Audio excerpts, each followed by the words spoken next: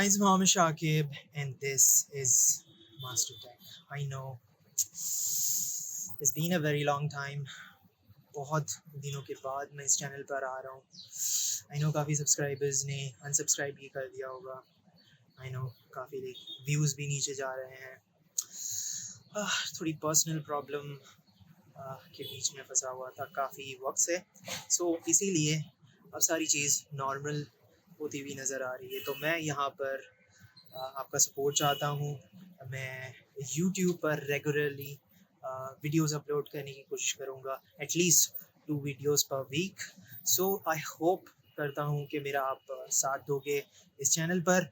I know I have been very irregular in this video. Consistency की तो बात ही छोड़ दो, काफ़ी वीडियोस मिस हुए हैं. So I hope I get back to it, and at least I will be back on YouTube with one shorts video or maybe a normal video. So uh, I guess I'm gonna be back on YouTube. I hope you give me your support. I really need it right now.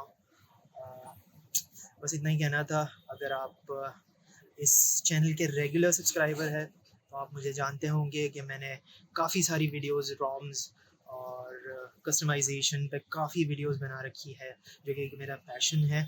सो अभी से मैं यहाँ पर इस channel पर जो भी tricks वगैरह या फिर प्रोडक्ट रिव्यू और एनीथिंग लाइक दैट, सो मैं ये अपलोड करता रहूँगा इस चैनल पर.